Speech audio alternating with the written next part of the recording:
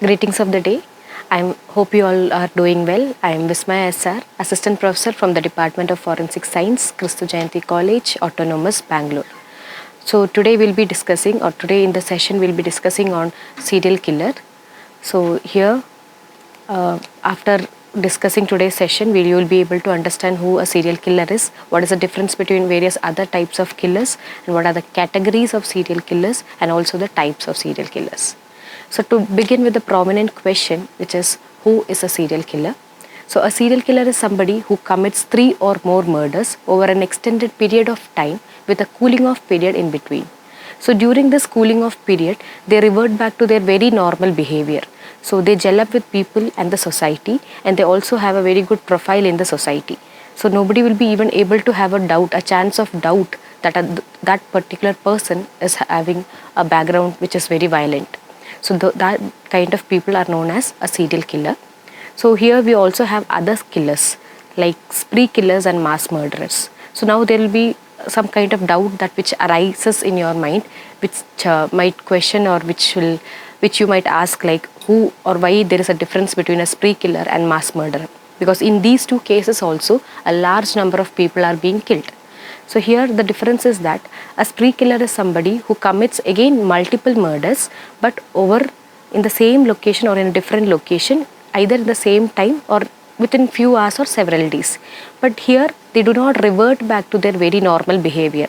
Whereas in serial killers, they go back to their very normal behavior and they don't even give a chance, or we don't even feel that they are having some kind of violent behavior or psychotic behavior. And here in spree killer, they do not revert back. They always continue to have the same behavior throughout their lifetime. And also the example for these spree killers might be somebody like a hired professional killers. Going to the mass murder, here mass murder, again these people also kill more than 3 people, but they aim a large audience, and also it is in cases where in some of the cases they also end up committing suicide. So most of the time we don't understand what exactly is the reason between their killing. So the example for this can be terrorism and bio war and all, where they aim a large audience. So here there is no cooling off period where they revert back to their normal condition, and these people also do not follow any particular pattern. Whereas coming to serial killers, the major characteristics are they follow a particular modus operandi, and also they have a cooling off period in between, and they kill more than 3 people over extended period of time. So let us see what are the different categories of serial killer.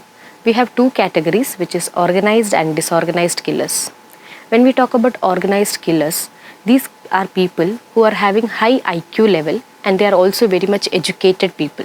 So basically here in these cases, they plan their crime.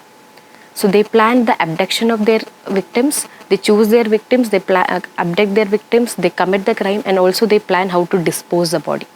These kind of people will also have an dominance, or they protect their crime scene.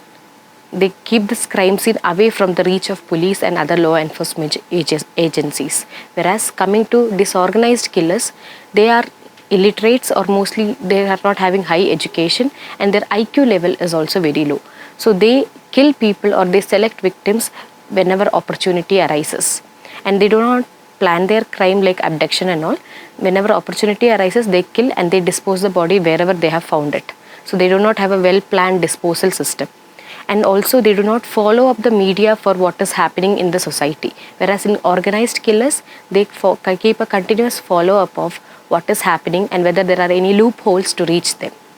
And also these kind of people, especially in organized, they are very much they are a very prominent figure in the society, and also they gel up with people very nicely. Whereas in disorganized case, those people are very much introvert in behavior. So the probable reasons of committing serial killings, or committing or getting into the path of serial killing, can be physical, mental, sexual abuse, or they can also be abandoned by their parents at a very young age, or they can be even kids who have seen or who have grown up seeing violence in the family. So all these traumas or impacts would have created a deep effect in their mind, which would have triggered the factor of the psychotic behavior, and they would have got into the path of serial killing. So the typical victims, children, teenagers, men and women. So if you see, all of them are included. most of the time somebody who has got into the path of serial killing, they often choose their victim where they can be superior over them and can exert their dominance over their inferior victims. That is why you have children and teenagers in most of the cases, but as you see, disorganized killers abduct or kill whenever opportunity arises. So we cannot say these are only the category of people. Anybody can be a victim, and they also always have a modus operandi, and also they always choose the victims based on certain characteristics. So we can never say that these are only the categories. All of them or every one of us can fall into their victims. So let us see the types of serial killers. We have 5 types of serial killers: visionary motive, mission oriented, thrill oriented, lust killers and gain killers. Moving on to the first one, which is visionary motive. In these type of killers, they have the psychotic breaks, and also they have hallucination and schizophrenic behavior, where they feel that certain voices command them to commit the act of killing. For example, David, according to him, there was a demonic figure which lived in his neighbor's dog and which gave him the command to kill people, and this made him choose his victim and go to a psychotic behavior and start this process of serial killing. Next one, mission oriented.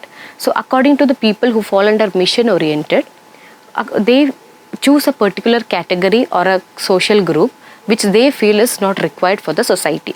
So these kind of hatred towards a community that is generated in their mind during the growing up stages would make them choose their victim from that particular community. For example, Joseph Franklin, he used to bombard and shoot people who are non-Americans or non-white. So there is some kind of hatred that is caused in his mind during his growing up stages, which led him to choose his victims from that particular category.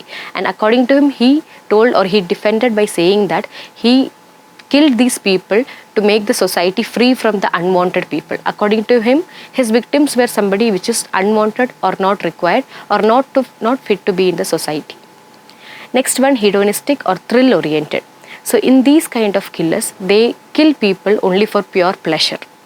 So they are having a sadist behavior where they like torturing the other people or their victim, and once they are in pain, they enjoy that. For this kind of thrill alone, they kill people. For example, Ted Bundy, he used to abduct his victims and then he used to kill them and enjoy. Basically, he used to torture them before killing, and he used to get some kind of pleasure which which triggered his rush or this act of killing.